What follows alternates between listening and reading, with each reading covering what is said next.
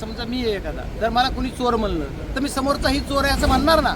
ते त्याच्यावर मला बोलायचंच नाही. त्यांनी कुणी केले त्यांच्यावर ऍक्शन करायला पाहिजे होतं ना. जो रखवालदार आहे तो चोर व्हायला लागला ना. जर कुणी खोटा गुन्हा केला तर त्याच्यावर कारवाई करा ना तुम्ही.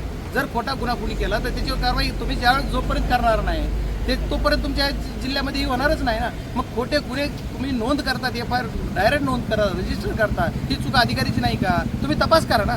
आता कुणी एखादा कुठलाही गुन्हा असेल, आता मला एक गुन्हा म्हणायचं नाही, जे की सेन्सिटिव्ह गुन्हे आहेत ते समजा तुमचं अट्रॅसिटी गुन्हा आहे, जे की तुमच्या विनयभंग आहे, जे की पोस्कोचा गुन्हा आहे, जे असे काही सेन्सिटिव्ह आहेत की जे की किंवा काय पहिले 376 कलम होतं, जे की अशी बलात्काराची, असे जे काही गुन्हे आहेत या गुन्ह्याला तरी काळजीपूर्वक तपासून ॲडमिट केले पाहिजे.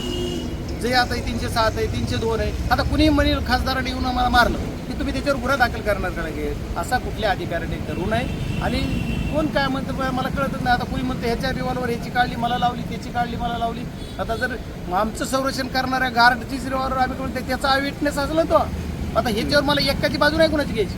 विषय असा आहे की ह्या जर गोष्टी असतात तर खोटा गुन्हा करणाऱ्यावर तर कारवाई तुम्ही करा, त्याच्याबद्दल म्हणणंच नाही माझं. पण ज्यांनी गुन्हा दाखल करते त्यांचं काय? तुम्ही शासन आहेत ना, तुम्ही रखवालदार आहेत बीड जिल्ह्याचे किंवा महाराष्ट्रातल्या शासनाचे तुम्ही सर्वजण जे आहात ते रखवालदार कर्मचारी म्हणून काम करताना आम्हाला संरक्षण देणं तुमचं काम आहे. तुम्ही आमचे मग बीड जिल्ह्याची परत प्रथा सुरू झाली ना खोट्यात गुन्हे दाखल करायचे. खोट्या गुन्ह्यानंतर परत बीड जिल्हा कंटाळा आहे ना. बीड जिल्ह्यामध्ये काय काय नाही झालं, एवढे अतिविषय झालेले आहेत. त्याच्यामुळे ही बीड जिल्ह्याची परंपरा जरा खंडित झाली. पण आता काय दादा गेल्यानंतर आणखी बोकाळतं का काय असे संशय आला मला. मग त्याच्यानंतर आणखी कोणाचे मनसुबे काय काय व्हायचे ते होते का काय काय माहिती.